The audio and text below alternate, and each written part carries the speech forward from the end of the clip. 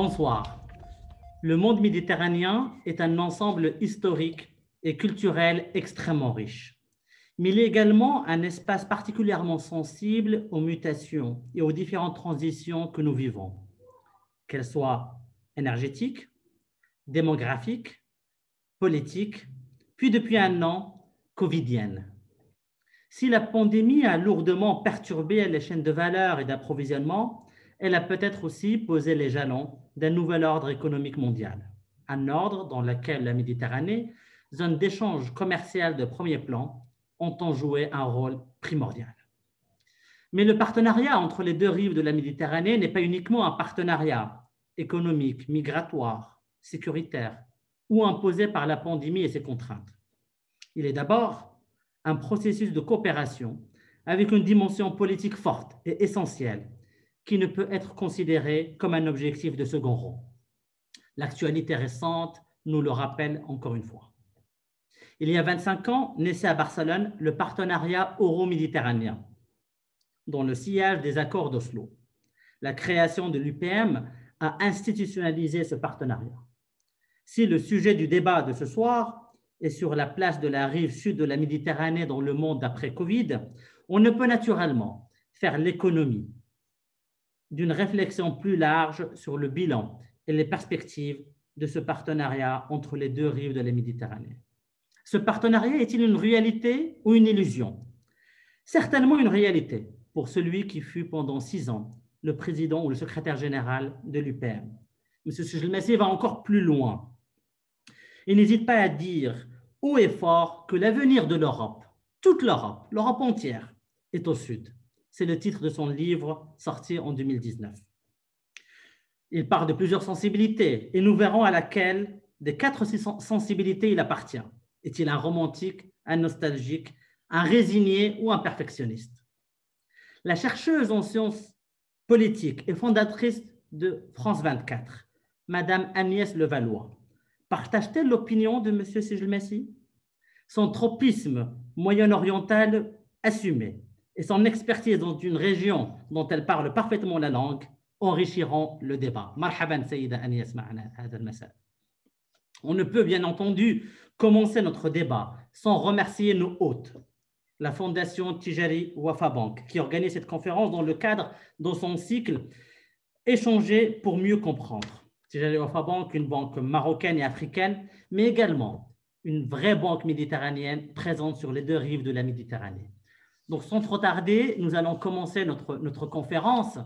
Et la première question, Madame Levallois pardonnera à Sejmelsi de lui griller la politesse, puisque je vais lui poser la première question. Et Monsieur Sejmelsi, lorsque vous affirmez dans votre dernier ouvrage que l'avenir de l'Europe est au sud, de quel sud s'agit-il? Est-ce le sud en tant que rassemblement de tous les pays en voie de développement ou le sud au sens sud de la Méditerranée? Monsieur Sejmelsi, c'est à vous. Merci, Monsieur Garty, et un grand merci à la Fondation Tijari Wafa Bank pour cette invitation. Et un grand bravo d'ailleurs pour le cycle qui permet d'avoir une plateforme d'échange et de réflexion à laquelle je suis heureux de pouvoir participer humblement et de partager avec vous quelques réflexions sur un sujet non seulement, j'allais dire, qui intéresse tout le monde et en particulier la jeunesse, mais qui bien entendu est également un sujet d'actualité. Il est toujours d'ailleurs un sujet d'actualité. Pour répondre à votre question, d'abord la réponse la plus directe, c'est oui, je pense que l'avenir de l'Europe est au sud, encore plus que je ne le pensais en 2019. Mais peut-être aujourd'hui, il faut replacer les choses dans un contexte d'une double évolution, d'une double mutation, certains diraient d'une double rupture, et que je voudrais présenter pour contextualiser un petit peu la réponse à la question. La première, c'est l'importance croissante des groupements régionaux. Dans le cadre de cette évolution un peu remodelée de la mondialisation, je suis de ceux qui ne croient pas que la mondialisation est remise en cause, mais en revanche, elle est et sera encore plus profondément remodelée. On ne vivra pas la mondialisation post-Covid comme on l'a vécu avant la crise du Covid. Mais l'importance des groupes régionaux, de ce point de vue-là, ils jouent un rôle très important et une des illustrations, c'est par exemple l'accord que la Chine a conclu avec l'ASEAN, hein, qui crée tout de suite une énorme zone de libre-échange dans le continent asiatique. On voit également des reformulations de stratégies commerciales en Amérique du Nord autour de l'ANENA, constamment revues et corrigées. Le Mercosur également qui se structure. Et puis, dans notre région du monde, vous avez rappelé l'UPM. À l'heure où nous parlons, il y a la présentation à Barcelone, enfin en virtuel en réalité, mais potentiellement à Barcelone, des résultats d'une étude sur l'intégration régionale. Je n'ai pas vu l'étude, mais le résultat qui en sort, c'est que petit progrès, mais pas assez. Et donc, ça montre le champ qui reste encore à développer dans l'intégration régionale en Méditerranée. Mais il y a également tout ce qui se passe en Afrique avec l'accord sur la ZLECAf. Donc ça, c'est la première grande tendance, les groupements régionaux qui s'imposeront de plus en plus, à mon avis, et on y reviendra peut-être tout à l'heure. La deuxième grande tendance, la deuxième grande rupture ou évolution, c'est ce que j'appelle la gestion des grands défis, des grandes transitions, des grandes ruptures peut-être. Vous avez mentionné d'ailleurs la démographie, le changement climatique, l'évolution du digital.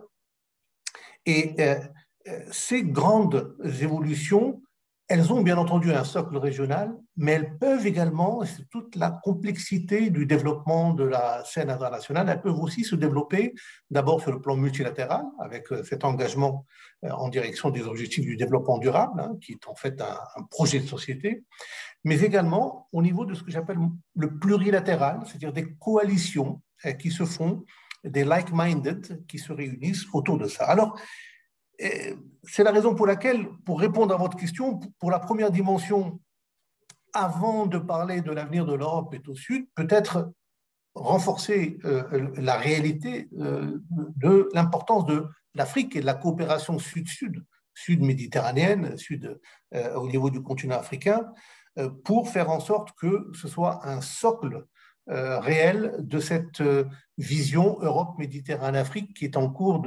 d'architecture.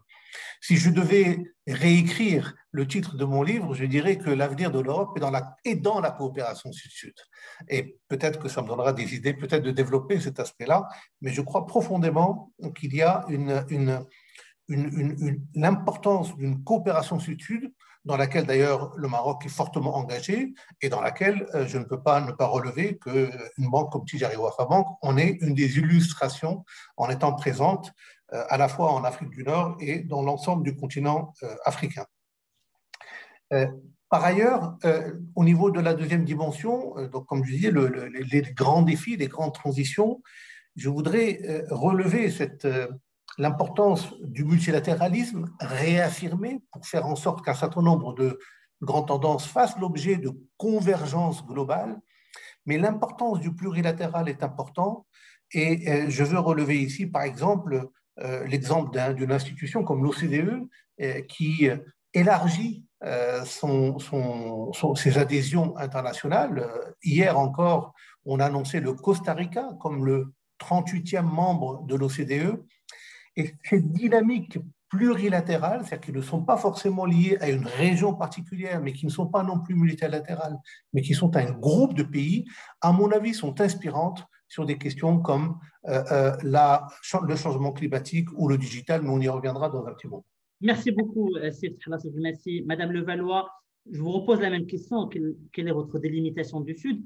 Et je reposerai peut-être une deuxième question. Vous êtes européenne et peut-être ça provoquera un peu Monsieur Sejmelsi. Mais est-ce que les Européens sont convaincus que l'avenir de l'Europe est au Sud, tel que le définit Monsieur Sejmelsi, ou peut-être l'avenir de l'Europe n'est-il pas en Europe elle-même et nulle part ailleurs? Pourquoi le Sud? Je ne crois pas que l'avenir de l'Europe soit uniquement en Europe. Je crois que ça n'aurait absolument aucun sens d'envisager le sujet dans cette perspective. On voit bien que l'Europe ne peut exister que dans des relations et des relations renforcées avec les différents acteurs sur la scène internationale et que dans le cadre de la mondialisation dont on a parlé, dont Fatah Al-Massi a parlé tout à l'heure, c'est vrai qu'on voit bien que ça n'a plus de sens de penser le monde dans des ensembles, même si les ensembles régionaux, et je suis complètement d'accord avec ce qui vient d'être dit, sont de plus en plus importants puisque la mondialisation provoque aussi des rassemblements et des regroupements au niveau régionaux, mais que l'avenir de l'ensemble de ces groupes ne peut se faire que dans des relations telles qu'elles ont été décrites. Vous avez parlé de l'ALENA, on peut parler de l'ASEAN, et il y a tout un tas d'organismes qui montrent que le monde aujourd'hui ne peut fonctionner que dans des interactions avec ces différents groupements régionaux à travers le monde. Alors, pour revenir à l'Europe et au sujet qui nous intéresse, je suis éminemment convaincue que l'avenir de l'Europe, ou en tous les cas que le développement de l'Europe ne peut se faire que dans une relation avec le Sud, une relation apaisée, ce qui n'est pas encore tout à fait le cas, et on y reviendra peut-être pour toutes les raisons qui seront peut-être évoquées plus tard, qui sont importantes. Mais je crois que, évidemment, cette relation de l'Europe, naturellement, se développe vers le Sud, ce qui n'empêche pas des développements aussi vers l'Est, bien évidemment, qu'il y ait des tensions en Europe même au sein de cette Union européenne sur les priorités à accorder en développement, soit vers l'Est, soit vers le Sud. Oui, il y a des débats au sein de l'Europe, mais je crois qu'il y a quand même un consensus au sein de l'Europe sur le fait qu'il faut absolument développer ces relations avec le Sud. Alors le Sud compris dans une expression assez large, il ne s'agit pas simplement de parler des pays riverains sud de la Méditerranée, je crois que ça va au-delà et on a beaucoup parlé de cet axe, Europe, Méditerranée et Afrique, et dont le Maroc est effectivement un des acteurs essentiels, qui est tout à fait intéressant et qui est amené à se développer et qui est dans l'intérêt des Européens. C'est peut-être dans l'intérêt des pays du Sud, mais c'est aussi et avant tout dans l'intérêt des Européens. Donc, moi, je dirais volontiers que il y a une nécessité à repenser la relation avec le Sud, compris dans une acception large, qu'il peut y avoir des tensions au sein des pays européens sur la priorité à donner. On sait bien que certains pays préfèrent développer d'abord les relations avec l'Est plutôt que d'aller vers le Sud, mais je pense quand même qu'il y a ce consensus dans la nécessité de maintenir cette relation avec le Sud. Après, ça va être une question de priorité et d'importance, de quels moyens on met à disposition de ce développement et de cette réflexion vis-à-vis du Sud. Mais pour des raisons que vous avez évoquées rapidement dans votre introduction, pour des raisons aussi bien d'échanges commerciaux, des raisons politiques, des raisons démographiques, mais aussi simplement des relations humaines, j'allais dire, pour faire simple, mais qui est aussi la base des relations, c'est que dans ces deux ensembles, l'Europe, le continent européen et les pays du Sud, mais compris de façon large, il y a de telles connexions, il y a de tels échanges, c'est tellement naturel d'échanger que évidemment que nos avenirs sont liés. Donc l'avenir de l'Europe est au Sud et comme l'avenir du Sud est dans une relation avec l'Europe, mais à ne pas comprendre dans le cadre d'une exclusion avec les autres. Et ce que l'on voit à l'œuvre aujourd'hui dans la région et en particulier dans les pays du sud de la Méditerranée, et c'est ce qui est très frappant, c'est qu'avant ces pays étaient dans une relation quasi exclusive avec l'Europe ou avec certains pays européens, et en particulier la France, l'Italie, l'Espagne. Aujourd'hui, on voit des relations qui s'établissent avec d'autres partenaires et qui peuvent avoir tendance à détrôner les anciens partenaires historiques, et que ça veut donc dire que ça devrait obliger l'Europe à repenser sa relation et à se dire, si on veut continuer à exister et à participer de cette relation qui est à mon avis une relation qu'on ne peut pas défaire, mais si on veut continuer à être des acteurs importants, il faut absolument faire attention et éviter de se faire, j'allais dire, passez mon expression, mais détrôner par de nouveaux acteurs qui sont à l'œuvre, et on voit ce qui se passe, et la diplomatie des vaccins a été très, très intéressante à observer, et on voit des acteurs qui depuis plusieurs années sont là, la Chine, la Russie, la Turquie, les pays du Golfe, et qui ont des ambitions dans l'ensemble de cette région. Et donc ça devrait aussi pousser les Européens à réfléchir à comment maintenir ce lien sous une forme différente parce que les choses évoluent et qu'il ne s'agit pas de rester dans quelque chose de passé. On est dans une relation qui bouge avec des acteurs nouveaux qu'il faut entendre, avec qui il faut travailler. Et c'est toute cette créativité, me semble-t-il, qui doit être à l'œuvre aujourd'hui, côté européen, mais aussi côté des pays du Sud, pour trouver des nouvelles façons de travailler ensemble. Du coup, Madame Levallois, vu que vous êtes convaincue quand même que l'avenir de l'Europe n'est pas exclusivement en Europe, mais aussi ailleurs, et notamment au Sud, bon, tout le monde sait que le partenariat euro-méditerranéen existe depuis très longtemps, mais on peut parler du processus de Barcelone comme un nouveau départ, disons, moderne et récent. Plus de 25 ans après le début du processus de Barcelone, quel bilan dressez-vous du processus de coopération entre les pays du Nord et du Sud? Et quand on parle de bilan, on n'hésite pas à parler aussi de perspective.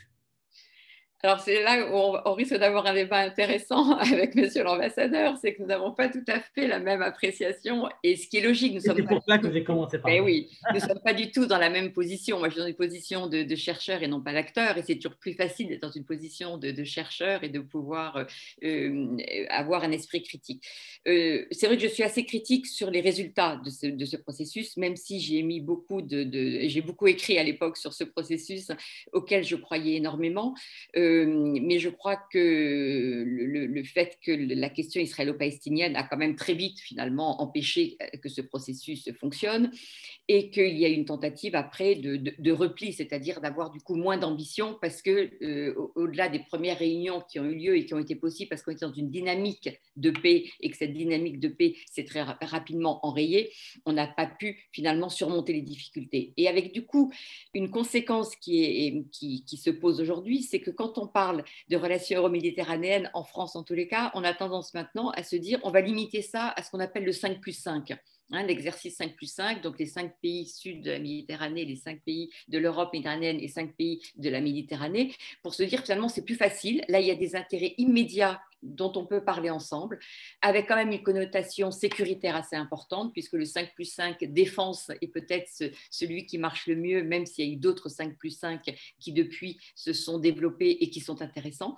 Donc, il y a une tentation finalement de se replier sur un exercice plus limité parce que plus facile à gérer, en se disant les problèmes du Moyen-Orient sont tels qu'on ne va pas y arriver. Et donc, plutôt que de se laisser envahir par ces problèmes du Proche-Orient, en particulier israélo-palestinien, on va réduire les ambitions et on va revenir à un 5+5, mais qui pose d'autres questions, puisque ça ne permet pas cette vision qu'il y avait dans le processus de Barcelone et qui était une vision extrêmement intéressante, avec les différents volets, avec la question aussi de la société civile qui était mise en avant, avec la question culturelle qui est importante, et de ne pas voir simplement les relations à travers un prisme soit sécuritaire, soit migratoire, soit économique, mais qui est cette dimension aussi de la culture qui était au cœur du processus de Barcelone et qui était un élément très important. Et ce que je vois aujourd'hui, c'est qu'on a réduit les ambitions avec le 5+5, ou dans le cadre de l'Union pour la Méditerranée, qui est basé sur des projets, mais surtout des projets économiques de développement. C'est très bien, c'est important, c'est indispensable, mais je crois qu'on ne peut pas faire abstraction du politique et que le politique, de toute façon, nous rattrape. Et du coup, pour faire des perspectives, je dirais qu'aujourd'hui, on est dans une phase un peu désespérante, puisqu'il y a il n'y a pas de vision véritablement de ces relations euro-méditerranéennes, de comment les rebâtir. On sait que le président Macron travaille beaucoup à ça, qu'il a une ambition. On attend un peu de voir ce que cette ambition va pouvoir donner. Mais je crois qu'on est dans un contexte aussi politique dans l'ensemble de la région, mais aussi bien, quand j'ai de la région, aussi bien la région européenne que des pays du Sud. On est dans des crises politiques quand même extrêmement importantes, aussi bien au nord qu'au sud, ce qui nous met complètement à égalité dans l'appréciation et du coup dans l'inventivité dont je parlais tout à l'heure, ou de la créativité dont nous devrions faire œuvre pour essayer de sortir de ça, mais aussi bien au nord qu'au sud, puisqu'on voit bien que l'Europe aussi est quand même dans une situation extrêmement difficile avec des conflits politiques, on le voit tous les jours, majeurs, mais qui du coup détourne effectivement d'une réflexion dans des relations avec la rive sud, ce qui est, à mon avis, dramatique. D'accord. Monsieur Silmassi, bon, Madame Levallois dresse un bilan, disons quand même mitigé relativement de la coopération entre les deux pays. Elle parle bien sûr d'une crise politique sur les deux rives qui entrave le développement du processus et le développement du processus de coopération. Donc, qu'en pensez-vous à la lumière de son analyse? Alors effectivement, avec Agnès Levallois, on a énormément de réflexions en convergence et on a celle-ci un peu en divergence, mais une divergence respectueuse et très amicale naturellement. Et en réalité, je ne vais pas rentrer dans le débat de point par point, qui a raison, qui a tort, parce que je pense qu'on peut effectivement dresser un ensemble d'interprétations, de lectures de ce qui s'est passé. Et je commencerai par la fin, sur laquelle peut-être on peut se rejoindre, c'est que je ne suis absolument pas de ceux qui pensent que le partenariat euro-méditerranéen est formidable et qu'il a produit des résultats très positifs. Donc évidemment, je pense qu'il est loin d'avoir atteint son potentiel le plus absolu. Et je crois qu'aujourd'hui, on est quand même face à des ruptures. Hein. C'est ce que je disais un peu en introduction, parce que je pense qu'un certain nombre de concepts ne peuvent pas rester en l'état. Et d'ailleurs, même si j'ai utilisé ce concept dans le titre du livre que vous avez bien voulu rappeler, qui est L'avenir de l'Europe est au Sud, mais la notion même de Nord et du Sud est une invention du Nord, est une invention européenne, hein, parce que qui est au sud de qui est au nord de qui, et les relations Nord-Sud, c'est un concept qui est un concept du Nord, hein, qui s'est positionné au Nord et qui a décidé qu'il y avait des relations Nord-Sud. Donc c'est toute j'allais dire, les expressions utilisées dans les années 60, 70 et compagnie.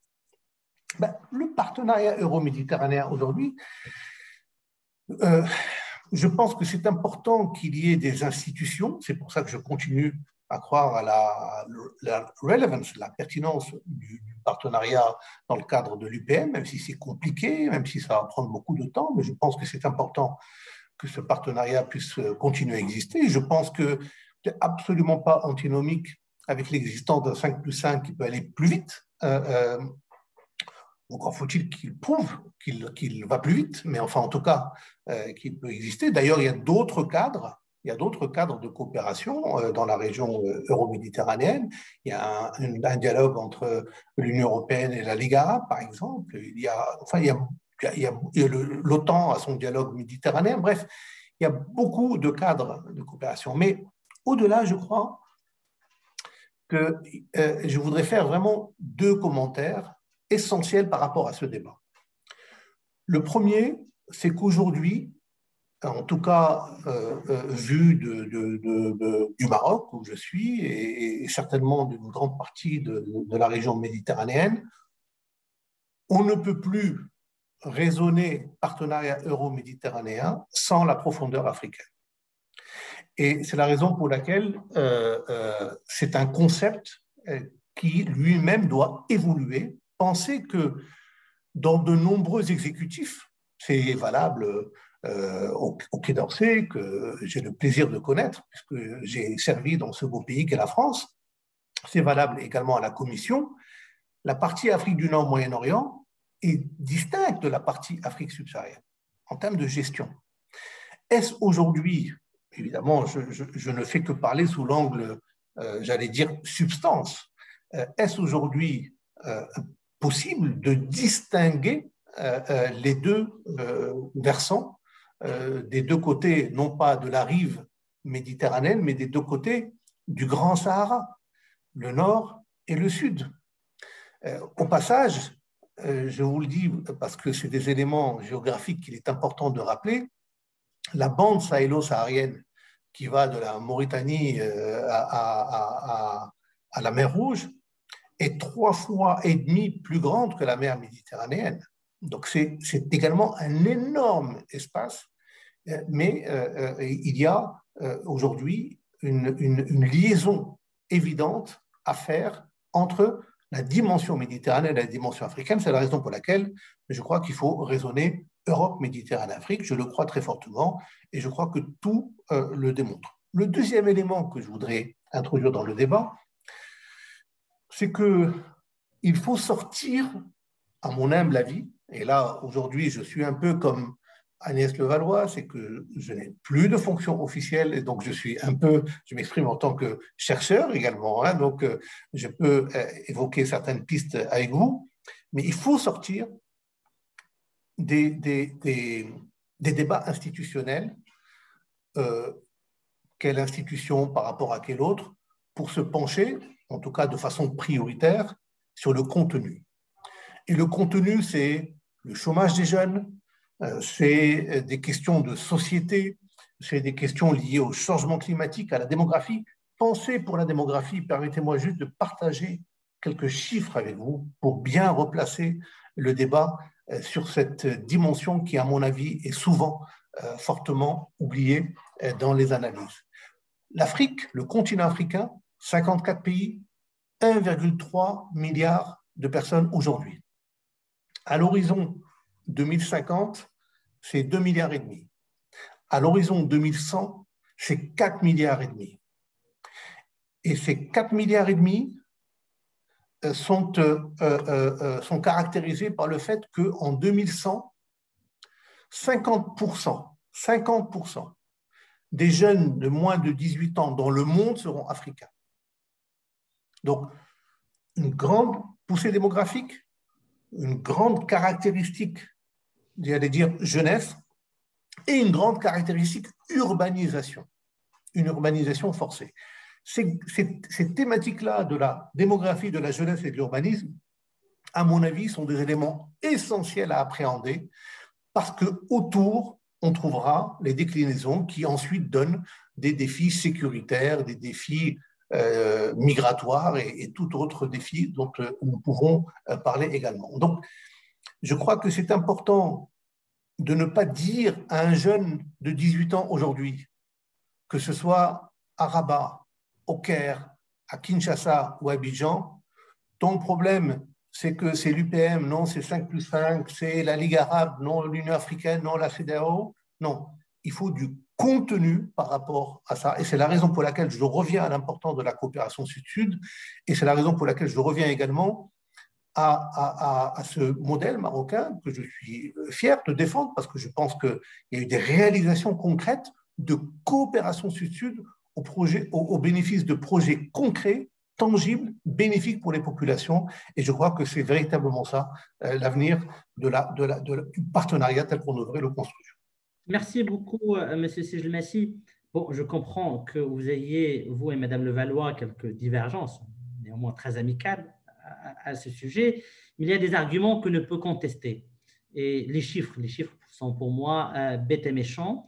Et les chiffres démontrent, et sont sans appel, que cette région du sud de la Méditerranée est la moins intégrée au monde. Et vous le dites vous-même dans votre livre, M. Sijilmassi, quand vous parlez des échanges, 90% sont entre les pays du nord de la Méditerranée, peut-être 8% ou 9%, si je me rappelle bien, sont entre le nord et le sud, et uniquement 1% sont entre les pays du sud, ce que vous défendez assez souvent. Madame Levallois, quelles sont les raisons, selon vous, de cette, si on peut appeler, hein, c'est que les diplomates font très attention à ce qu'ils disent, mais il y a quand même un échec, soyons honnêtes, de cette coopération économique, au moins sur le volet économique. Pourquoi?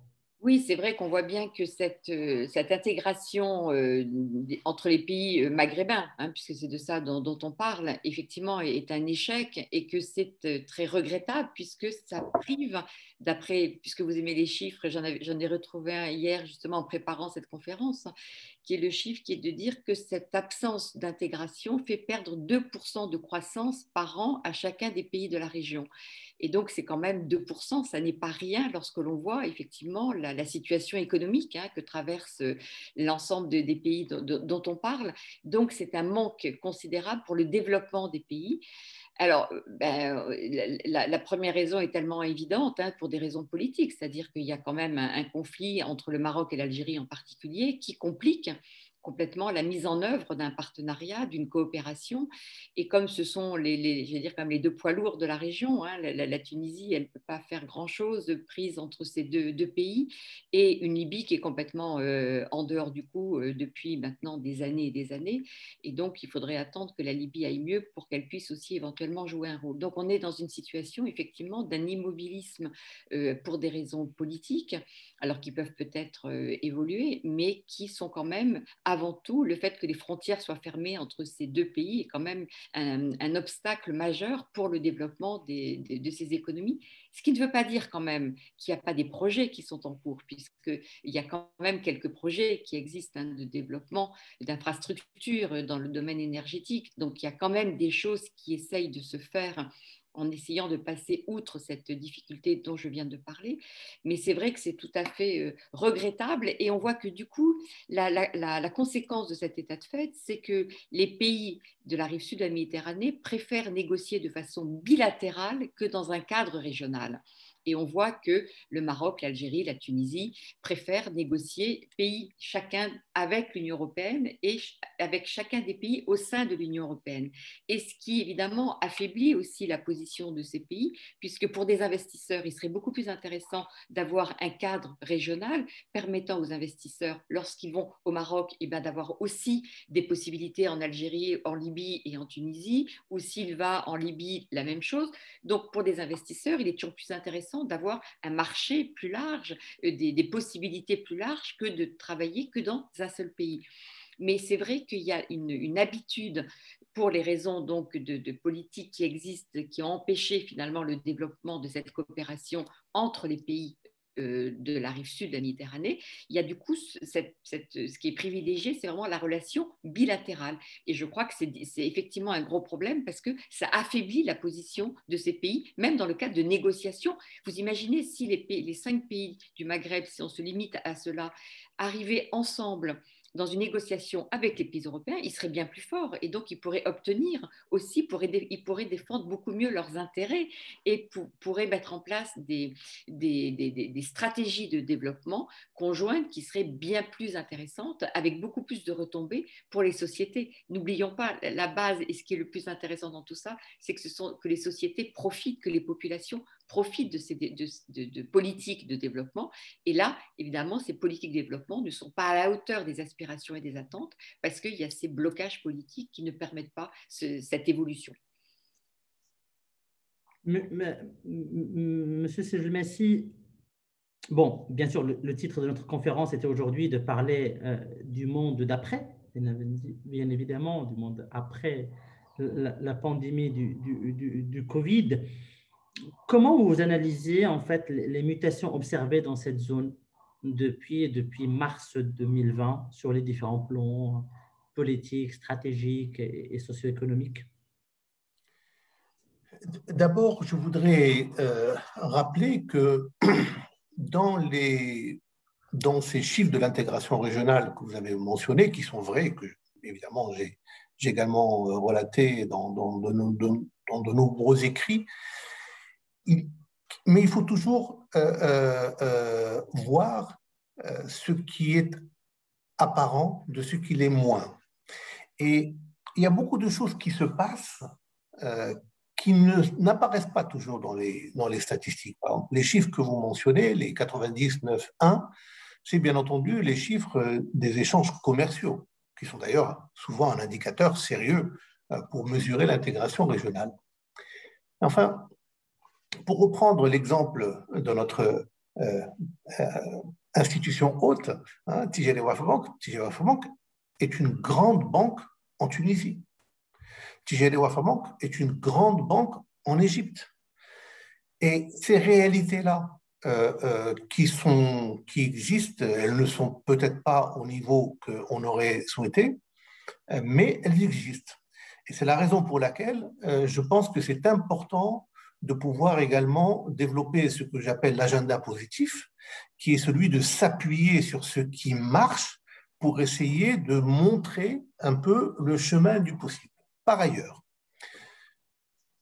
le fait qu'on n'ait pas pu avoir d'intégration régionale forte dans la région euro-méditerranéenne a conduit un pays comme le Maroc, de façon tout à fait naturelle, à développer ses échanges et sa présence économique sur l'ensemble du continent africain, avec des résultats extrêmement positifs, puisque les échanges commerciaux, les investissements, les mobilités, les transports aériens, etc., bien entendu hors période Covid, se sont renforcés de façon considérable. Ce que je veux dire par là, c'est que le monde, et ça sera encore plus vrai dans le monde post-Covid, le monde bouge, le monde avance, et il avance de plus en plus vite. Et c'est la raison pour laquelle je parlais tout à fait au début de mon intervention des transitions, des mutations, et je crois que c'est important de s'insérer dans ces dynamiques. Et là encore, je reprends l'exemple du Maroc qui s'insère dans ces dynamiques, et pas plus tard qu'hier, un nouveau modèle de développement a été présenté et avec un certain nombre de dynamiques qui sont enclenchées. Et donc, je crois que c'est véritablement ce sens de la dynamique qui doit se consolider, d'abord dans les pays, parce qu'on s'adresse avant tout pour le bien-être des populations, leur développement, leur épanouissement, et ensuite, le plus possible, dans les relations internationales. Alors, dans ce développement-là, il y a un certain nombre de grandes masses. Hein. La première, c'est que, par exemple, dans le monde post-Covid, l'Europe, si je peux me permettre de porter un jugement, avec tout le respect bien entendu, mais l'Europe ne peut plus continuer à avoir dans sa relation avec le Sud, encore une fois, le Sud méditerranéen ou le Sud africain, comme une coopération au développement qui vise simplement à avoir une espèce de relation un peu classique d'import, d'export, souvent d'ailleurs de matières premières, hein, ou bien d'IDE qui visent notamment à utiliser ces matières premières dans une relation qui, in fine, est déséquilibrée. Ce que la reconfiguration de l'ordre mondial ou la reconfiguration des chaînes de valeur mondiales telles qu'on l'exprime sous l'angle économique en période post-Covid démontre, c'est que de plus en plus, la construction d'un partenariat plus fort avec le Sud méditerranéen et le Sud africain est un facteur de compétitivité pour l'Europe. Et ça change tout. Ce n'est pas une coopération au développement. Ce n'est pas aider pour stabiliser, aider pour lutter contre les flux migratoires, aider, etc. Non, c'est également dans l'intérêt, d'ailleurs Agnès Levala le disait, dans l'intérêt de l'Europe. Ça change tout. Et c'est la raison pour laquelle, pour que cet intérêt de l'Europe soit encore plus fort, il le sera lorsque la coopération Sud-Sud sera également de plus en plus forte. Et c'est la deuxième grande masse d'évolution, c'est cette coopération Sud-Sud, cette coopération intra-africaine, qui, bien entendu, comme on le disait tout à l'heure sur la région méditerranéenne, pensez à 54 pays, la diversité des pays, la diversité des situations, mais qui avance à travers l'agenda 2063 de l'Union africaine, qui avance par l'entrée en vigueur de la ZLECAf, qui avance par les 8 communautés économiques régionales, chacune bien entendu avec des vitesses de croissance variable, mais qui avance. Et qui avance également par cette imbrication de plus en plus intense de projets de coopération dans des domaines fondamentaux pour la population.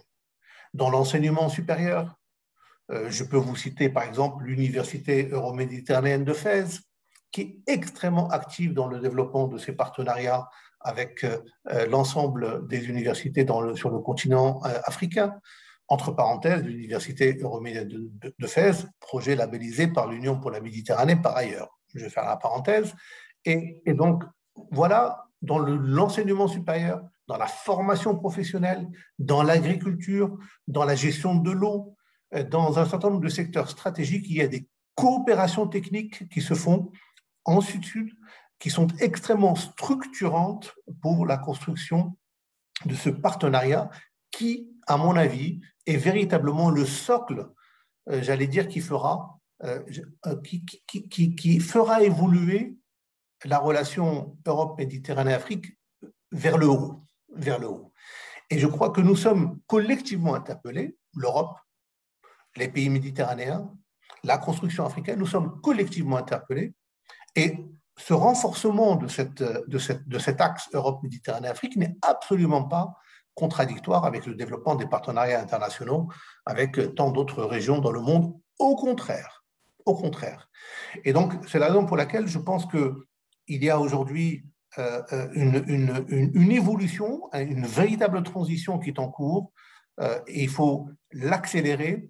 Et je conclurai simplement ce propos à ce stade en disant que selon moi, cette accélération qui aujourd'hui porte un nom, qui est la résilience, hein, puisqu'on parlait de compétitivité, aujourd'hui on parle de plus en plus de résilience, je crois que c'est le maître mot et à juste titre, ben cette résilience, elle doit être inclusive, elle doit être verte, elle doit être digitale. Et c'est ainsi qu'on peut construire une résilience africaine, verte, inclusive et digitale, dans laquelle, là encore, le Maroc est fortement engagé. Merci beaucoup, M. Sejbassi. Madame Levallois, au-delà des mutations observées depuis mars 2020, hein, liées au Covid, à la pandémie du Covid, qui sont des mutations récentes, mais il y a une mutation peut-être qui est plus ancienne, qui a commencé déjà il y a quelques années, qui est une méfiance, une défiance vis-à-vis ou du multilatéralisme et une montée du protectionnisme. Hein. Protectionnisme, nous l'avons vu avec Trump, avec plusieurs gouvernements populistes. Est-ce que vous ne voyez pas dans le régionalisme de la région Méditerranée peut-être un pas, ou disons une étape, ou une nouvelle gouvernance pour reconstruire le multilatéralisme? C'est vrai qu'on est dans un système, en tous les cas, qui est en plein bouleversement et pleine évolution au niveau international. On voit bien que depuis que cette mondialisation a pris le pas sur tout le reste, ça a provoqué aussi beaucoup de craintes, de peurs, de stratégies de repli, hein, de la part d'un certain nombre de sociétés. On l'a vu avec du coup l'émergence de systèmes politiques populistes. On voit que l'Europe aussi est quand même largement confrontée à cette question, qui est une question quand même qui est très, très préoccupante, puisqu'on a une Europe qui, au lieu de continuer à s'ouvrir déjà entre elles, remet des barrières, remet des frontières, alors dues au Covid, mais c'est vrai que le Covid a aussi été instrumentalisé par certains régimes, par certains pays, pour justement mettre en avant ces protections qui avaient disparu dans un système qui était beaucoup plus ouvert auparavant. Donc on est face là, je crois, à des vraies évolutions, en tous les cas, pour lesquelles on n'a pas encore la réponse, mais on voit des sociétés qui sont bousculées et qui, en perte de repères, ont tendance à se replier sur elles-mêmes, à du coup remettre en question ce système multilatéral, à se dire que finalement, il faut remettre des frontières, il faut se reprotéger parce qu'on est dans un monde où on ne maîtrise plus rien, que le Covid a été aussi un moment qui a été un moment très, très perturbant pour l'ensemble du monde, puisque effectivement la circulation, si nous circulions beaucoup dans le cadre de cette mondialisation, les virus aussi circulent terriblement avec tous les dégâts considérables que ça implique à l'échelle internationale. Donc, on est face à des doubles, enfin, à vraiment une remise en question de tout ce système et savoir comment on peut reconstruire quelque chose en restant dans une ouverture, parce que cette ouverture aujourd'hui, je crois qu'elle est absolument, elle est évidente, elle est incontournable et on ne peut pas revenir sur l'ouverture que nous avons connue. Et en même temps, on voit bien qu'il y a cette volonté d'essayer quand même de construire des ensembles régionaux qui permettent à des dynamiques régionales de se mettre en place et qui peuvent, ces dynamiques régionales, permettre un développement et permettre un mieux-être aux populations qui vivent, parce que j'ai toujours à cœur, quand on fait ce genre de débat, de penser que, in fine, ça concerne des hommes et des femmes, des jeunes, des moins jeunes, des plus vieux, et que c'est ça il faut jamais perdre de vue, parce quand on fait de la géopolitique, on a tendance toujours à parler des grands événements, mais n'oublions jamais qu'il s'agit de personnes qui veulent vivre et qui veulent vivre au mieux, et ces personnes ont été malmenées depuis plus d'un an avec cette crise partout à travers le monde, à des degrés différents évidemment, mais tout le monde a été malmené. et que du coup, face à ça, eh bien, il y a quand même un sentiment d'inquiétude, de peur, et que le sentiment d'inquiétude et de peur a plutôt tendance à provoquer un repli sur soi qu'une ouverture. Et donc, c'est là où il faut travailler, et c'est pour ça que je parlais d'inventivité, de créativité tout à l'heure. Je crois qu'il faut que tous ensemble, des deux côtés, des deux rives de la Méditerranée, et sans oublier la profondeur africaine qui est évidemment indispensable, comment on réimagine cette vie ensemble à travers des ensembles régionaux qui ont leur raison d'être pour tout un tas de raisons, mais qui doivent travailler ensemble. Et je crois que là, il y a un défi énorme qui est à relever, aussi bien de la part de nos responsables, mais des sociétés civiles, même si c'est un terme qui est un peu fourre-tout Comment vous en et qui n'est parlez, hein? pas très facile à définir. Dis-moi, Mais Madame Levallois, quand vous êtes en train de parler de la société civile, est-ce qu'elle pourrait, quel rôle elle pourrait avoir et est-ce qu'elle pourrait être une alternative face à la défiance des populations du Sud comme du Nord, disons, des institutions de la démocratie représentative?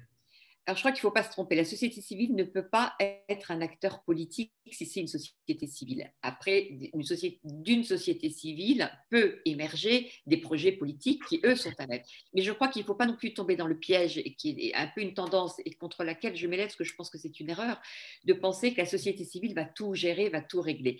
Ce qui est formidable, c'est qu'il y a une émergence d'une société civile, donc d'hommes et de femmes qui veulent participer à la réflexion de l'évolution de leur propre société pour apporter tout ce qu'elles ont apporté. Et il y a cette jeunesse formidable qui a beaucoup d'idées, qui veut faire des choses et qui s'investit. Mais il ne faut pas penser que c'est la société civile qui va régler tout ou qui va prendre le relais des politiques qui, eux, dans bien des cas, ont échoué. La société civile est là pour faire émerger des idées, des projets, pour les mener à bien, mais ça ne se fera pas, je crois, à la place des politiques. Et c'est toute la difficulté d'articuler cette société civile et tous ces projets et ce dynamisme et cet entrepreneuriat dans tous les sens du terme, pas simplement économique, mais cet entrepreneuriat de la jeunesse partout dans le monde, et là en particulier sur les deux rives de la Méditerranée, mais comment de l'articuler à des projets politiques pour permettre justement de mener à bien ces projets. Et je voudrais juste pour finir dire qu'on parle là d'une région aussi, que ce n'est pas la seule au monde, mais cette région est quand même une région qui est confrontée à quand même d'énormes difficultés, dans le sens où c'est une région où il y a beaucoup de conflits, et que ça, c'est quand même un élément qui aussi empêche, ou en tous les cas ne contribue pas à un développement harmonieux, puisqu'on a plusieurs pays de cette région qui nous concernent directement, qui sont en conflit, et pour l'instant dont on ne voit pas tellement l'issue. Et donc tout ce que l'on dit est très positif, et c'est important parce qu'il faut porter des voix positives, parce qu'elles existent et c'est une réalité, mais cela se passe aussi dans un contexte géopolitique qui est quand même un contexte géopolitique extrêmement difficile, et on ne peut pas ne pas l'évoquer un minimum lorsque l'on parle de l'évolution de ces relations entre les deux rives. Merci beaucoup. J'ai une dernière question à vous deux et après nous essayerons de passer aux questions des internautes ou des spectateurs, hein, qui ont posé quand même pas mal de questions. C'est la même question à vous deux, vous pourrez choisir l'ordre de réponse. En fait, quelles actions concrètes pour construire et renforcer cet ensemble régional? Concrètement, si vous avez chacun trois axes, ou disons trois actions concrètes, quelles sont les plus importantes pour vous? À vous la parole, Madame Levallois, Monsieur Jules-Messi, comme vous voulez. Allez, Madame Levallois. Écoutez, moi, je plaide, alors je sais que c'est complètement, ça va à l'encontre de beaucoup de ce que l'on peut dire, mais moi, je pense qu'une action concrète, c'est de faciliter la circulation entre les deux rives. Je crois que la base de la relation que l'on peut avoir, des individus, des flux. bien sûr, mais avant tout des personnes. Je crois que plus les personnes peuvent circuler, moins il y a de problèmes migratoires. Alors, ce n'est pas moi qui le dis, il y a des chercheurs qui travaillent, je pense en particulier à Mou Benmoud, que je respecte éminemment sur les travaux qu'il a menés sur cette question. C'est que plus vous pouvez circuler facilement, moins vous allez vouloir immigrer, parce que vous pouvez circuler. Si c'est extrêmement difficile de circuler, une fois que vous êtes arrivé quelque part, ben vous ne pouvez plus repartir, parce que vous ne savez pas, parce qu'après, vous allez être coincés. Donc, la première action concrète, je pense qu'il faudrait vraiment mettre en place, c'est comment mettre en place un système de mobilité, de fluidité entre les deux rives de la Méditerranée et qui n'induit pas, à mon sens, mais certains diront que je suis naïve et que je suis utopiste, tout ce que vous voulez, mais c'est pas grave, j'assume.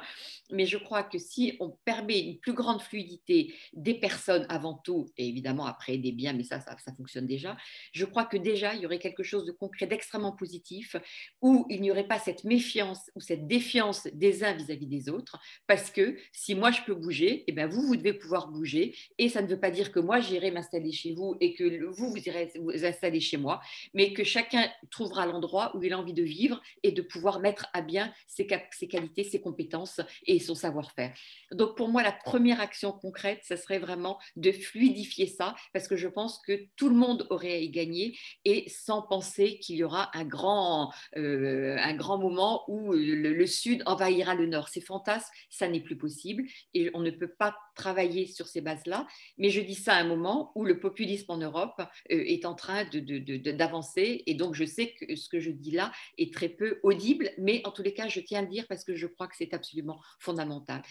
Et un peu dans la même idée, moi je rêve de comme action concrète qu'on mette un grand Erasmus méditerranéen. Alors ça a déjà été plus ou moins le cas, ça fonctionne plus ou moins bien, mais voilà, je suis toujours cette idée de circulation. Moi, j'ai eu la chance d'aller faire des études d'arabe à l'époque au Proche-Orient, et c'était une expérience formidable, et je pense que ces expériences-là, elles doivent continuer dans les deux sens, et qu'on doit, nous, du Nord, et je suis d'accord avec Fathallah quand il dit cette notion du Nord et du Sud, mais en l'occurrence, on va reprendre ces concepts parce qu'ils sont là, mais que le Nord aille au Sud, et si le Sud veut venir au Nord aussi, mais que le Nord aille au Sud, et qu'on ait cette ouverture, et qu'on ait cet intérêt, cette volonté. Et déjà, il y a tellement de peur qui disparaîtrait. Alors, je vous dis, je sais que ça doit paraître complètement utopique, mais pourquoi pas être un peu utopique de temps en temps aussi. Bien sûr. Sissi Messi le dit clairement dans son livre. Monsieur Sissi Messi, quelles sont vos trois ou deux actions Alors, concrètes? d'abord sur la méthode. Sissi Messi, on ne vous entend pas bien. Vous pouvez réactiver votre micro? On me dit que l'autre a désactivé mon micro. Donc voilà. Maintenant, c'est bon? Non, c'est parfait. Ça Voilà. n'est pas moi. Très bien. Donc sur la méthode, d'abord, l'Union européenne, dans sa naissance, la CE à l'époque, a créé un concept que je trouve très intéressant, qui est la subsidiarité. C'est-à-dire, qu'est-ce qu'on peut faire mieux collectivement que seul? Et si aujourd'hui, et je prolonge simplement le raisonnement, donc cette subsidiarité, en réalité, c'est l'efficacité. Qu'est-ce qu'on peut faire mieux, donc plus efficacement, au bénéfice de nos populations et de la région, collectivement que seul? Et donc, si on transpose cette logique-là, je dirais qu'il est important de réaliser qu'un certain nombre de questions, comme ce que vous avez dit tout à l'heure sur la méfiance vis-à-vis du multilatéralisme ou de certains aspects du multilatéralisme, ou bien la méfiance vis-à-vis d'un certain nombre de partenariats internationaux, viennent justement du fait que les expectations, comme on dit en anglais, se sont retrouvées un peu mélangées, et donc ça ne couvre plus les intérêts de tel ou tel secteur, ou de tel ou tel État, ou de tel groupe de pays. Et donc, si je transpose ça au partenariat euro-méditerranéen, si on pense que l'UPM va résoudre tous les conflits de la région, et je suis tout à fait d'accord avec l'importance de ces conflits et leur impact d'ailleurs sur le développement de toutes les actions ou le non-développement des actions. Donc, de ce point de vue-là, je suis tout à fait aligné avec ce que disait Agnès Levallois. Mais néanmoins, je pense que les attentes de l'UPM, pour prendre cet exemple, mais c'est valable également pour d'autres, si on se projette là, évidemment, on aura toujours un certain nombre de limitations, de frustrations, et on a bien vu que les conflits, malheureusement, ont tendance plus à se multiplier qu'à diminuer. En revanche, si on introduit la notion de subsidiarité et de dire il y a un certain nombre de questions qu'il est plus simple de gérer collectivement que seul. Je donne un exemple, le changement climatique. Le réchauffement climatique, le global warming, ben, le soleil ne s'arrête pas à des frontières. Il ne choisit pas tel ou tel pays. Et par conséquent, et les rapports scientifiques sont tout à fait convaincants de ce point de vue-là, la Méditerranée est un hotspot au niveau du changement climatique, au niveau du réchauffement climatique. La température s'y accroît 20% plus que la moyenne mondiale et que ça a des impacts sur tout un certain nombre de secteurs d'activité / emploi / personnes.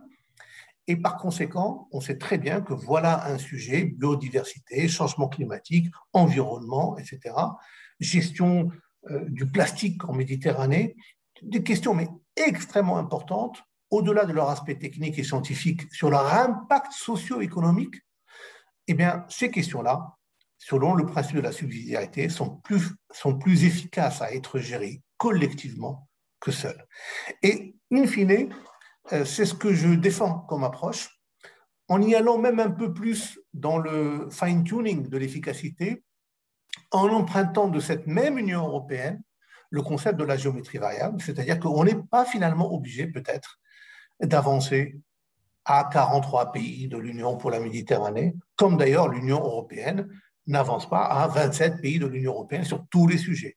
Tous les pays de l'Union européenne ne sont pas membres de Schengen, tous les pays de l'Union européenne ne sont pas membres de la zone euro, et donc le principe même de géométrie variable existe, il peut tout à fait être mis en œuvre dans la région euro-méditerranéenne, comme il l'est d'ailleurs dans la coopération intra-africaine à travers les communautés économiques régionales et d'autres accords plurilatéraux qui peuvent exister.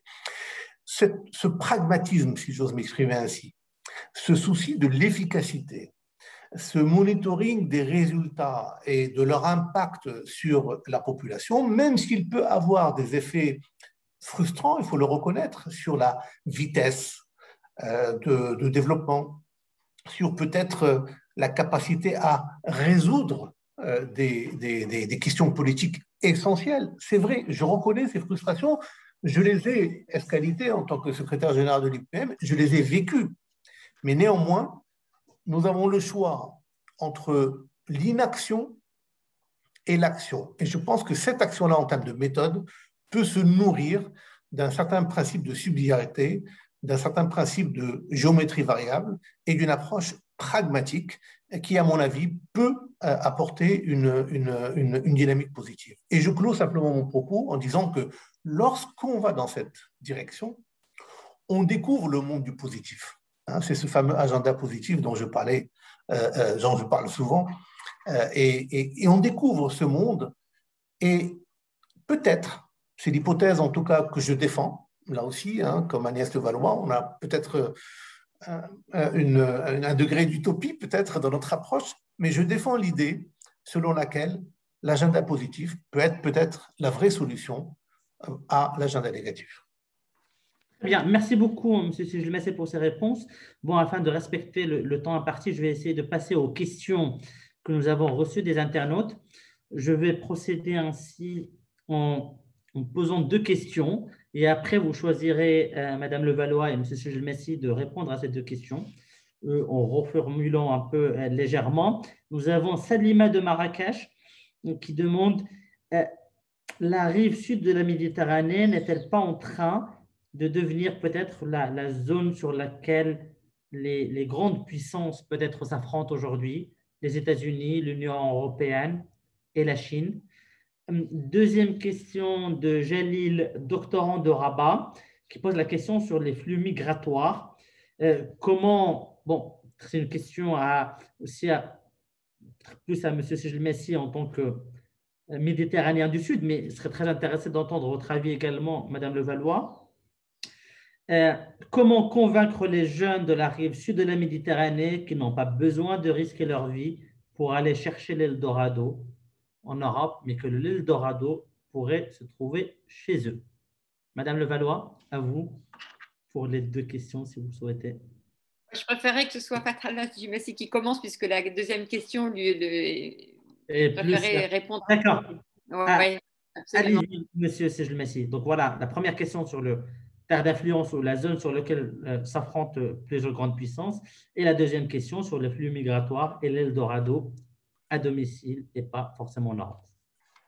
D'abord, merci à Selima et à Jalil pour leurs questions très pertinentes et pour leur engagement. Ils ne font que prouver par la pertinence de leurs questions cet agenda positif dont je parlais tout à l'heure. Donc, d'abord, pour répondre à la question sur les grandes puissances et leur intérêt pour la rive sud, je pense qu'en réalité, il y a une espèce de reconfiguration de l'ordre mondial qui est en cours de manière générale. Il n'est pas réservé à la région euro-méditerranéenne. On voit par exemple beaucoup de débats réguliers sur les Européens qui s'inquiètent d'une présence accrue de la Chine en Afrique. Hein. Donc, je pense qu'il y a ainsi un monde qui se redessine, hein, et alors sur lesquels, évidemment, il est toujours hasardeux de formuler des projections, mais si je devais en formuler une, je dirais qu'il y a deux grandes options que nous pouvons voir à l'avenir devant nous. Il y a une vision d'un monde bipolaire, puisque nous savons que les États-Unis et la Chine sont et seront les deux grandes puissances économiques mondiales. Donc, il y a un scénario sur un monde bipolaire et il y a un deuxième scénario sur un monde multipolaire qui verrait l'Union européenne se renforcer et devenir un de ces blocs qui fait équilibre avec les États-Unis et la Chine, peut-être la Russie, et puis ensuite, évidemment, avec autour des puissances, entre guillemets, régionales, hein, qui peuvent chacune jouer son rôle dans la région. Et donc, c'est un peu cette évolution qui est en train de se dessiner. Et j'ai la faiblesse de croire que pour un pays comme le Maroc, pour un continent comme le continent africain, pour une région comme la région sud de la Méditerranée, nous avons plus intérêt à un monde multipolaire, dans lesquels les alliances peuvent être multiples et donc défendre peut-être davantage ses intérêts qu'un monde strictement bipolaire où on est forcément d'un côté ou de l'autre. On a vécu le monde bipolaire, j'allais dire, pendant la guerre froide et on a vu un peu les conséquences que ça pouvait avoir. Bon, mais c'est une opinion personnelle et je crois en tout état de cause que le continent africain, et je le dis avec conviction, il a une opportunité de renforcer son existence sur la scène internationale. 1,3 milliard, et comme je vous disais, les chiffres qui vont venir par la suite, à 2 milliards et à 4 milliards d'habitants, ça n'est pas rien. Hein. Et donc, avec une évolution, j'allais dire, à la fois au niveau de la gouvernance et du développement, ça peut valoir son pesant d'or, si j'ose utiliser cette expression, et participer à une nouvelle gouvernance mondiale qui serait plus équitable, plus équilibrée. En tout cas, il y a cette opportunité. Sur la deuxième question, sur les flux migratoires, bien sûr qu'il faut renforcer l'attractivité des pays par rapport à leurs compatriotes. Maintenant, je crois que les mobilités internationales, comme le disait Agnès Levallois tout à l'heure, sont extrêmement bénéfiques. C'est-à-dire que je crois que là encore, il y a des mutations qui sont en cours. Il fut un temps où la mobilité était, j'allais dire, un peu linéaire. Vous étiez là ou là. Et puis petit à petit, on le voit d'ailleurs autour de nous, évidemment, je mets entre parenthèses les circonstances covidiennes qui ont fait que nous sommes tous restés bloqués là où nous sommes. Mais il y a aujourd'hui ce que je pourrais appeler des mobilités permanentes. Lorsque je parle avec, par exemple, des amis, des collègues de la communauté marocaine en France, en Belgique et ailleurs en Europe, est-ce qu'ils sont résidents là? Est-ce qu'ils sont le nombre d'allers-retours, le nombre de mobilités, le nombre de réalités humaines qui existent est beaucoup plus diversifié qu'auparavant. Et mon point par rapport à ça, c'est que moi, j'aurais tendance à encourager les jeunes à à vivre des expériences à l'international, des Erasmus, effectivement, dans un sens comme dans l'autre. Effectivement, je suis tout à fait d'accord avec Agnès Levallois pour dire il faut que les gens du Nord viennent au Sud, parce que c'est la seule manière pour eux de mieux comprendre les réalités des sociétés telles qu'elles sont et sortir un peu des clichés. Et qu'un jeune aille vivre une année de son expérience, un jeune Marocain, un jeune de quelques pays, que ce soit en Afrique, aille vivre une année, mais revenir peut-être et participer au développement de son pays, c'est enrichissant. Et donc, la solution, in fine, c'est le développement, c'est la croissance, c'est la capacité d'attirer, mais d'attirer non pas dans une logique de fermeture, mais d'attirer dans une logique d'ouverture. Et je pense qu'elle serait très enrichissante pour les uns et pour les autres. Merci beaucoup. Madame Levallois, en fait, avant que vous répondiez, il y a peut-être une troisième question qui se rapproche pas mal de celle sur les, disons, les zones d'influence ou les terrains sur lesquels s'affrontent les grandes puissances. Salwa de Bni Mellem pose une question extrêmement pertinente en disant qu'une des évolutions majeures que nous connaissons en ce moment est peut-être la volonté de plusieurs pays africains de s'affranchir, de s'émanciper de l'Europe et de se rapprocher des États-Unis en contractant un deal win-win. Et elle continue en reposant une question tout aussi importante. Peut-on parler objectivement d'un deal win-win entre une superpuissance et un pays émergent? Belle question, là, il y aurait de quoi faire une... Ah oui, bravo, bravo Salwa, c'est vraiment une question très, très intéressante. Écoutez, moi, je vais poursuivre ce que vient de dire Fathallah Sijilmassi parce que je suis complètement d'accord avec ce qu'il a dit sur le fait qu'on est dans une reconfiguration totale du rôle des puissances, qu'elles soient internationales ou régionales. Donc, ça permet de répondre aux différentes questions. On est dans un système, effectivement, qui est complètement en train d'évoluer, que l'Europe est foncièrement remise en question aussi, hein, avec des habitudes qu'avait l'Europe, mais qui sont remises en question par l'arrivée de nouvelles puissances qui s'intéressent, ou pas forcément nouvelles au sens nouvelles, mais qui s'intéressent maintenant à l'Afrique dans sa globalité. Et donc, effectivement, ça va vraiment obliger l'Europe à réfléchir différemment à tout ça. Et que en même temps, il y a une espèce de compétition et de rivalité entre les puissances, hein, sur ce continent africain, de savoir comment être mieux présent, plus présent, de remporter aussi des parts de marché, parce que c'est aussi ça quand même le moteur, c'est aussi la dimension économique.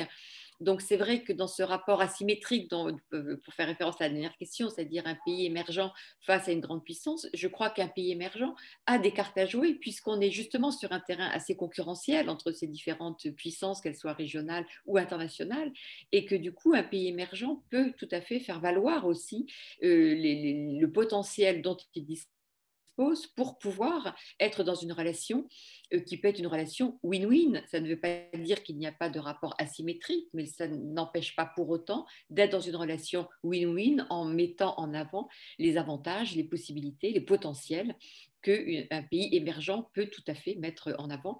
Et les pays émergents ont aussi d'énormes qualités à mettre en avant, et en particulier dans tout ce qui est cette jeunesse qui est un potentiel absolument considérable dès lors qu'on lui donne les moyens de pouvoir se former et de pouvoir du coup accéder à un certain nombre de possibilités. Donc je crois que cette idée de reconfiguration du monde dans lequel nous sommes, effectivement, peut répondre aux différentes questions. Et donc c'est vrai que la région, mais comme d'autres régions du monde, ça ce n'est pas spécifique à la région méditerranéenne, c'est vrai qu'il y a un jeu de puissance aujourd'hui dans différents pays, à la faveur souvent de conflits d'ailleurs, hein, qui est l'occasion pour les puissances régionales ou internationales de montrer qu'elles sont là, qu'elles ont leur mot à dire et qu'elles viennent changer aussi des règles du jeu qui ont été des règles du jeu connues et toujours les mêmes pendant des décennies dans une relation en particulier de certains pays de la rive sud avec certains pays européens. Très bien, merci beaucoup.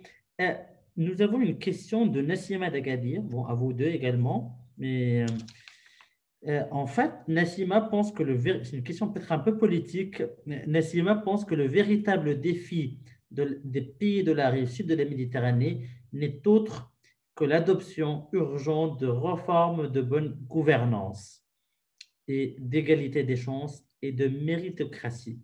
Comment adopter ces réformes qui qui demandent du temps, en fait, dont l'implémentation demande beaucoup de temps, alors que ces pays vivent des situations sociales explosives?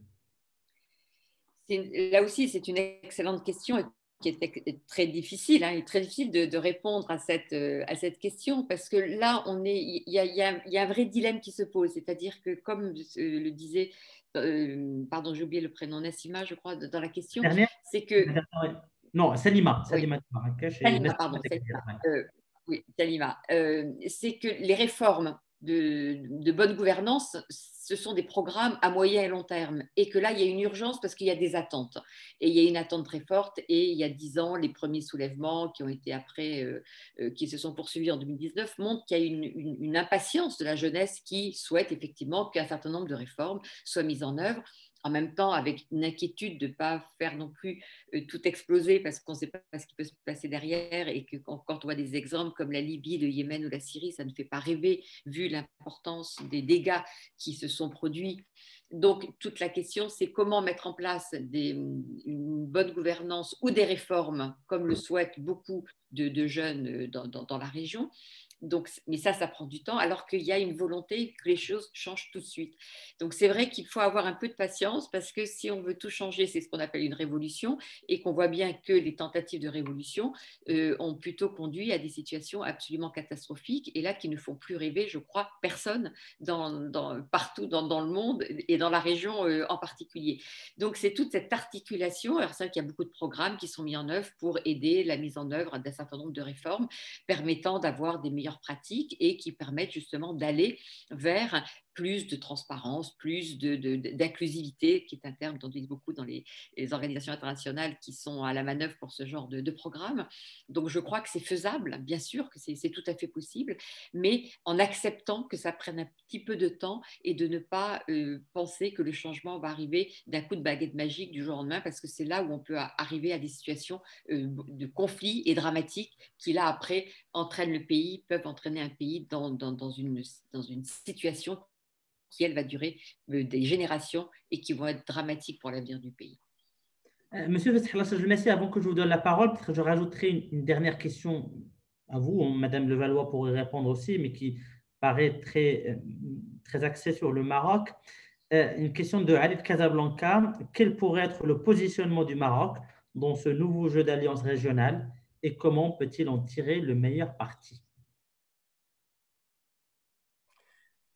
Bien, merci. D'abord, sur la question des pays émergents versus grandes puissances, je voulais simplement revenir 2 secondes là-dessus pour dire, je pense qu'il faut se décomplexer par rapport à une ancienne conception de pays développés qui ont toutes les réponses, et de pays en développement qui sont à la recherche de réponses.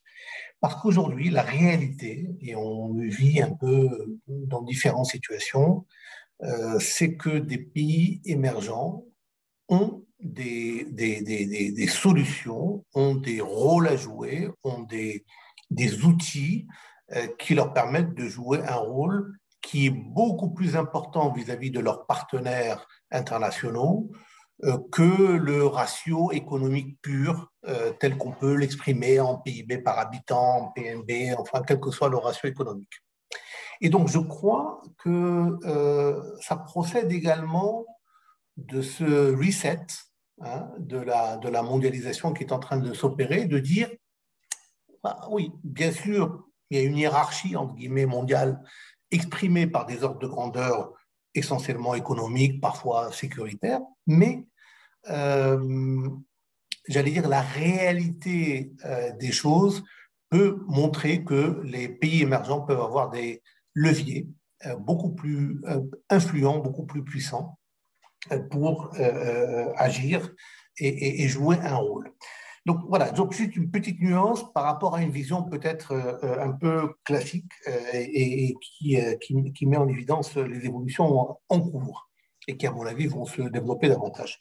Deuxième question de notre collègue d'Agadir, et j'aime beaucoup d'ailleurs, j'en profite pour le dire parce que je suis très sensible à cette dimension-là, j'aime beaucoup le côté territorial des questions qui nous viennent, et bravo à la Fondation Tijari Wafa Bank comme ça, d'essaimer à travers l'ensemble du territoire pour faire en sorte que nous puissions être véritablement dans un débat avec tout le monde.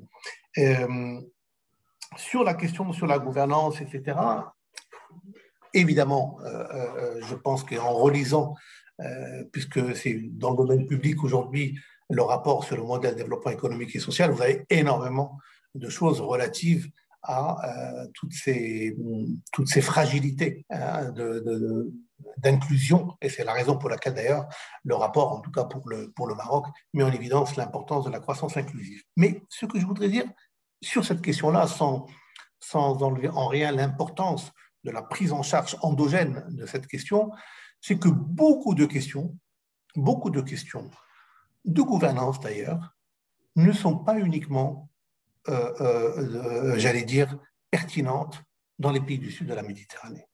C'est également en Europe que les mêmes questions se posent. Et ça encore, c'est une évolution. Et je vais vous donner un exemple concret. Le chômage des jeunes. Grande question, évidemment, dans les pays du sud de la Méditerranée, puisque un chiffre que j'annonce d'ailleurs et que je répète souvent, le chômage des jeunes dans la zone MENA est le plus élevé au monde. Très bien, donc c'est un fait. Pour moi, c'est d'ailleurs une des explications des vulnérabilités dans de nombreux pays. Évidemment, ce n'est bien entendu pas la seule. Mais la question du chômage des jeunes se pose également dans les pays européens, qui atteignent des niveaux extrêmement élevés. Et parfois, dans certains pays, ça peut arriver jusqu'à 40-50%. Et voilà une question, tout à l'heure, je vous parlais de la subsidiarité sur la question qu'est-ce qu'on peut mieux gérer ensemble que seul? Voilà une question qui est d'ailleurs une bonne question dans le partenariat euro-méditerranéen. Comment gérer le chômage des jeunes? Est-ce que l'Union européenne a une solution toute faite qui devrait simplement être transposée dans tel ou tel pays? Si c'était le cas, ça se saurait. Ce n'est pas le cas. Et donc, c'est une question qui est également une question non seulement de gouvernance nationale, mais c'est également une question de gouvernance régionale, peut-être même d'ailleurs de gouvernance multilatérale, mais certainement de gouvernance régionale. Et donc, voilà, la construction d'un agenda commun autour de questions qui ne sont plus simplement au sud, pour reprendre cette mauvaise expression, mais également au nord, je pense que ça fait partie de ce update du logiciel qu'il faut absolument que nous fassions collectivement pour mieux appréhender même les négociations. C'est-à-dire que si jamais demain je suis en négociation avec l'Union européenne, pour prendre cet exemple, puisque c'est une entité avec laquelle j'ai beaucoup travaillé dans ma carrière professionnelle, je crois que sur la question des chômages des jeunes, nous n'avons pas une espèce d'équation toute faite qui pourrait être prise dans le cadre d'une coopération technique et mise en œuvre dans nos pays. Comme je le disais, si ça existait, ça se saurait. Et donc, il n'y a que de l'humilité, du travail et des échanges d'égal à égal, partage d'expériences, pour faire en sorte que nous puissions construire des solutions ensemble. Ce qui d'ailleurs est une bonne transition pour la troisième question de Ali de Casablanca sur le positionnement du Maroc, parce que j'ai la faiblesse de croire qu'effectivement, le Maroc a un rôle aujourd'hui important dans la reconfiguration de ces chaînes de valeur mondiales qui sont en train de se mettre en place, à travers notamment, j'allais dire, tout ce qui est coproduction industrielle. Dans une autre vie qu'animateur de débat, Sizakali Agarty est un grand banquier de la place de Casablanca et il voit beaucoup de dossiers passer sur sa table. Et par conséquent, nous savons qu'aujourd'hui, il faut en être conscient, le premier produit d'exportation du Maroc n'est pas le phosphate, ce ne sont pas l'agriculture, c'est l'automobile. Une réalité qui n'existait pas il y a 20 ans. Le Maroc est aujourd'hui un global player. Quand je dis global, c'est à l'échelle internationale, pas uniquement régionale, global player dans le domaine automobile. Il est également dans le domaine aéronautique. Il est également dans le domaine des énergies renouvelables et dans l'économie verte. Il est également de plus en plus dans les technologies de l'information et de l'offshoring. Il l'est évidemment dans l'agriculture et dans les secteurs un peu plus traditionnels comme l'économie sociale et solidaire, comme les industries créatives et culturelles, et les exemples sont très nombreux. Ces secteurs-là qui sont porteurs et structurants dans l'économie marocaine, ils sont également des maillons d'une chaîne internationale dans laquelle il y a un positionnement de plus en plus fort, non seulement du Maroc en tant que Maroc, mais du Maroc en tant que coopération sud-sud avec l'Afrique. Et c'est là où je rejoins, je boucle la boucle, pardon, par rapport à mon propos liminaire, c'est que plus on renforcera cette coopération sud-sud de façon, comme j'ai dit, en géométrie variable, en plurilatéral, voilà, de façon très pragmatique, mais plus on la renforcera, plus elle constituera un maillon renforcé de la chaîne de valeur mondiale.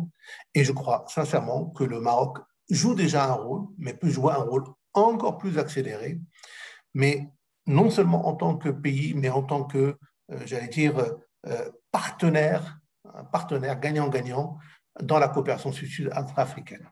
Merci. Merci beaucoup. Notre conférence touche à sa fin, mais certainement pas le débat qui se poursuit, qui doit se poursuivre, car on ne peut couvrir tous les aspects de partenariat Nord-Sud en 1h15. Donc, merci à vous, Madame Levallois et Monsieur Sujmessi.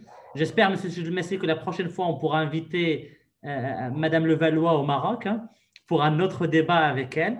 Et moi qui suis passionné par le Moyen-Orient, donc je serais très intéressé un jour de l'écouter sur ce sujet. Je la lis de temps à autre. Et donc, c'est un plaisir de pouvoir débattre avec elle sur ce sujet. Encore une fois, nos remerciements à la Fondation Tijari Wafa Bank pour avoir organisé et choisi cette thématique extrêmement intéressante, et à l'équipe de la Fondation qui a organisé le débat et qui nous a fait parvenir les questions des différentes personnes. Merci et à bientôt. Bonne soirée à vous tous. Merci beaucoup. Merci beaucoup Au à revoir. vous. Au revoir.